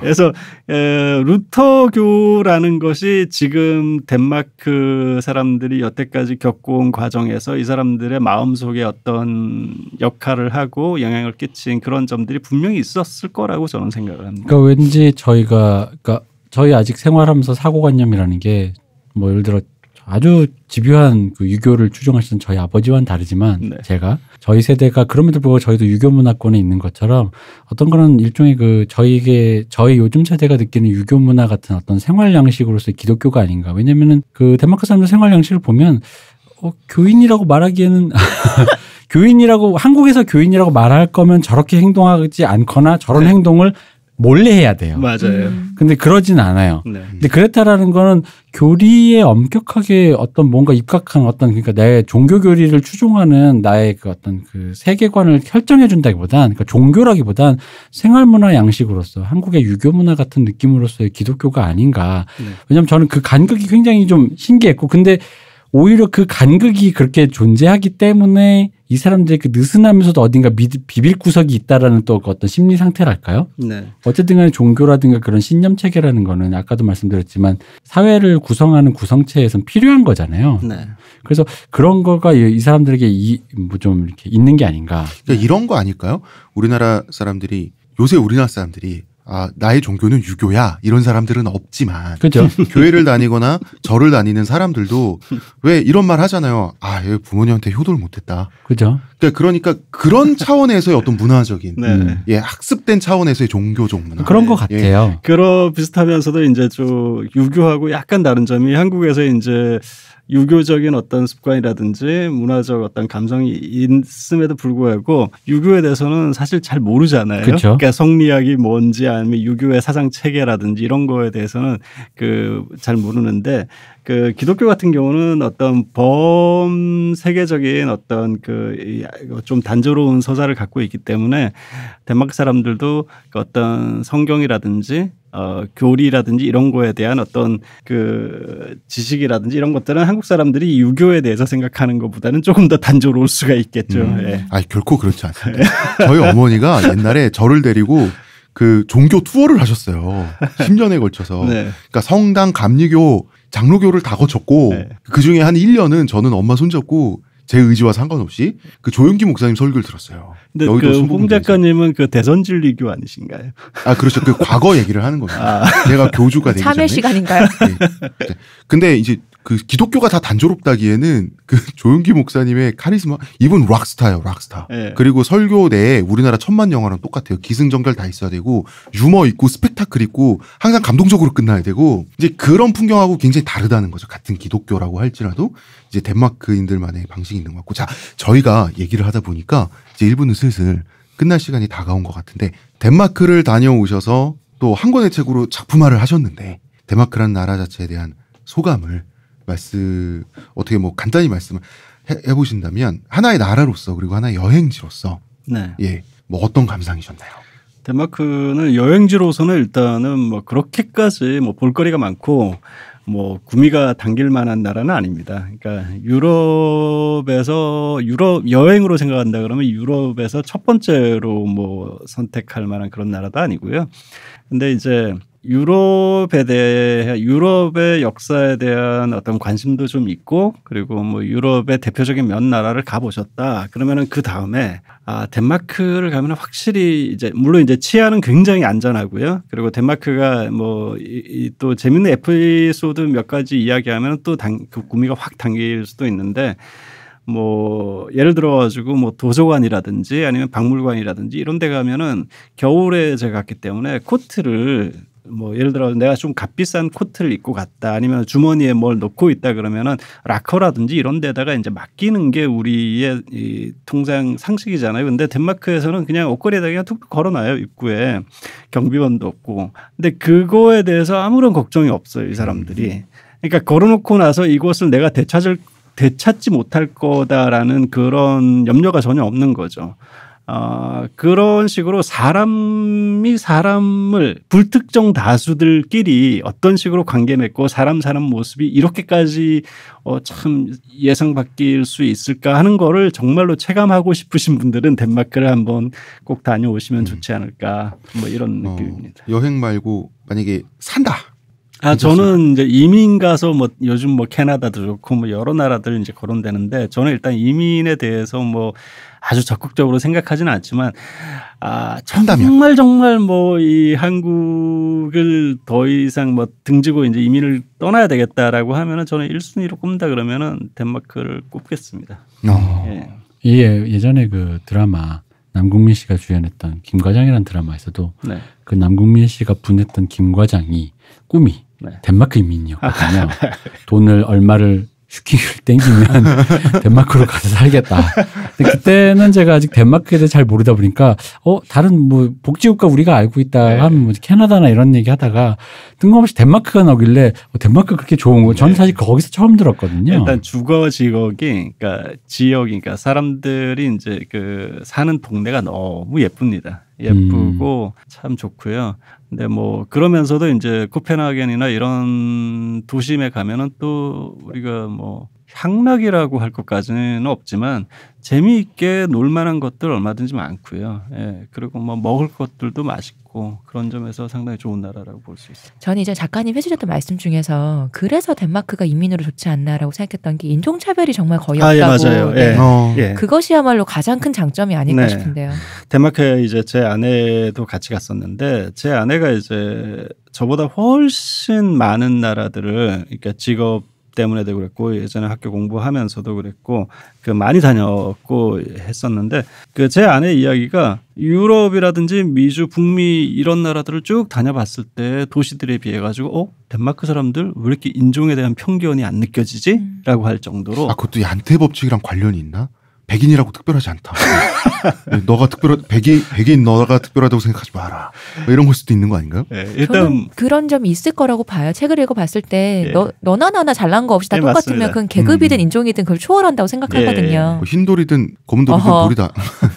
일단 사람으로서 똑같은 사람으로 대하고 그러니까 사람을 내가 앞에 놓고 있는 사람을 우리가 예를 들어서 첫 대면을 한다 그럴 때 여러 가지 상상을 하잖아요. 이 사람 직업은 뭘까? 네. 얼마나 배웠을까? 그리고 이 사람은 어떤 나와 만나는 것 외에 이 사람들은 어떤 인적 관계를 갖고 있을까? 그런 것들을 파악을 해나가면서 이 사람에 대한 내 태도를 결정하는 면이 좀 있잖아요. 그러니까 덴마크 사람들은 그걸 생각할 필요가 없다라고 보는 것 같아요. 그냥 사람으로 그러니까 대한다. 보통 다른 나라에서 우리는 이제 아시안이니까 네. 뭐 아시안을 대할 때 일부러 PC하려고 대하는 그런 태도가 있을 거 아니에요. 근데 그거는 그 사람 나에게 예의 바르게 대하고 있음에도 불구하고 뭔가 느껴지는 느낌이 있잖아요. 근데 예, 맞아요. 그것조차 아예 없다는 얘기시잖아요. 예를 들어서 뭐 독일 같은 경우 같은 건 아까 지금 말씀하신 것처럼 정치적 올바름이라든지 이런 거에 대해서 좀 구속받는 그런 모종의 느낌 같은 게 네. 있는데 물론 제가 이렇게 이야기한다 그래도 덴마크에도 인종차별하는 사람이 있긴 있겠죠. 그럼요. 그런데 였겠어요. 코펜하겐을 쭉 걸어 다니면은 대체적으로 굳이 의무적으로 나한테 이렇게 대하는구나라는 느낌도 안 들 정도로 그냥 자연스럽게 이 사람들이 나를 그냥 뭐 친절하지는 않습니다. 하지만 별 생각 없이 대하고 있구나. 1대1에 편견 정말 없이 사람으로 대하고 있구나. 대하는구나라는 그런 거죠. 느낌을 받을 수 있습니다. 그게 이제 다른 건데 다른 나라들과 다른 건데 단순히 다른 게 아니라 정말 그건 수준이 높다라고 부를 수 있는 거잖아요. 네. 예, 참 그거는 사실 굉장히 나는 그 책에서 그 부분을 읽으면서 이 사람들이 인종차별이 없는데 어떠한 방식으로 없는가 굉장히 멋진 방식이라는 생각이 들었어요. 그렇죠. 자, 덴마크 마지막으로. 덴마크가 참 대단한 건 그 조그만 나라에서 세계적인 영화 감독이 많습니다. 또 영화로 지금 가는 겁니까? 아니 왜냐면 이 문화적으로도 후지지 않다라는 그쵸. 거를. 맞아, 네네네. 맞아. 그렇지. 왜냐면 산골짜기에서 그냥 돈 많으니까 저기 불 어둡게 하고 그냥 술이나 먹다가 이렇게 요게 러시아 제정 러시아의 말기 그치. 모습 아닙니까? 그렇죠. 근데 이제 그 흔히 말하는 그 킹덤이라든가 그 유명한 제가 존경하는 사이코패스 감독님이신 라스폰트리에 감독님도 그쵸. 계시고 제가 좋아했던 그 드라이브의 리콜레스 윈딩 레픈도 있고. 빈딩 레픈? 윈딩 윈딩 레픈? 빈딩 레픈. 그다음에 무슨 미켈슨이죠? 미시 미켈슨. 정말 멋있게 그 생겼어요. 사람이랑 영화 네, 감독 맞아요. 수잔 비에르. 네. 그 이분들 그리고 뭐 덴마크 하면 역시 사실 이분들을 다 찜짜 먹으시는 분은 이게 옳지 않은 표현입니다만 어떤 장리 꼬달의 연인이자 네. 최고의 영화 배우였던 안나 카리나가 예. 덴마크 출신 여배우죠. 예. 대단합니다. 그 조그만 나라에서. 하지만 우리도 BTS와 아이즈원과 러블리즈를 보유한 나라로서. 또 황금 종려상탄 그럼요. 감독이 계십니다. 네, 그렇죠. 이제는 꼴리지 않는다. 네. 네, 뭐 이런 덴마크의 생각보다 위인들이 굉장히 많습니다. 되게 신기해요. 그렇게 나대지 못하게 하는데도 그렇게 결국은 나댄 사람들이 나왔다는 게. 그러니까 그런 그쵸? 점에서 근데 우리나라 사람들은 한국의 좋은 거 뭐 이런 거 이렇게 알리고 싶어하는 좀 그런 그 기운을 갖고 있잖아요. 한국 사람들. 네. 아니 왜냐면 이 사람들 왜 이렇게 모난돌이 정맞는 것처럼 이렇게 전체 사회 분위기가 이렇다는데 전 사실 왜냐면 이 영화 감독 찾다가 제가 이 얘기를 왜 하냐면 그 라스폰트리에가 이 나라 사람이라고 뭐 약간 깜짝 놀란 게 이 사람은 이 나라 사람의 그 아까 말씀드린 그 문화를 섭취한 사람이 아니야. 전혀. 그래서 외국에서 활동하나 보지. 그런가? 그렇구나. 약간 이렇게 뭐 이렇게 내가 마음에 안 드는 거 다 수틀리면 다 때려부시고 이러다 보니까 그러니까 이 사람이 휘계에 정반대에 있는 사람이잖아요. 그죠. 그리고 이 방송을 뭐 미대에 나오신 분들이나 그 네. 디자인 전공하시는 분들이 많이 듣는다 그러면은 덴마크의 그 산업 디자이너들의 거의 걸출한 산업 디자이너들 그쵸. 이름만 대면 알만한 사람들 대부분 다 덴마크 사람들이에요. 어떻게 그렇게 유명한 분의 작품이 그냥 줄 서일 수 있느냐. 너무 놀랐어요. 그리고 이렇게 평화롭고 희계를 중시하고 평등을 중시하면서 사는 사람들이 한때 바이킹이었다는 것도 그러게 맞습니다. 뭐 이미지적으로는 좀 그러죠. 옛날에 다 해봐서 이제 지겨우신가 봐요. 그럼 마지막으로 작가님 팟캐스트 처음 나와보신다고 아까 네. 하셨잖아요. 소감 어떠십니까? 우리 아직 더 남았지 2부 할 거지만 그래도 잠깐 간단 소감 해보시니까 어떠세요? 뭐 다들 처음에 하는 사람들이 같은 이야기겠지만 힘드네요. 어렵고 목소리도 좀 이제 하면 할수록 감기는 것 같고. 그래서 이제 잠깐 쉴 때가 됐습니다. 네. 자, 1부 여기까지 하겠습니다. 어메이징 디스커버리 교양반으로 배우는 글로벌 인생학교 덴마크 편 작가님 모시고 이야기 나눠봤습니다. 문혜근 요시오님, 감사합니다. 문화평론가 이동균 대표님, 감사합니다. 예, 감사합니다. 전 작가 홍대선이고요. 고생해주신 저희 김재훈 작가님. 김재훈 작가님 고생하셨습니다. 예, 고맙습니다. 예, 1부 남았습니다. 저 자기 한 분 더 계시는데. 아 그러게요. 앉아 계시느라 너무 고생 많으셨습니다. 숨소리조차 못 내시고. 출판 관계자님 네. 감사합니다.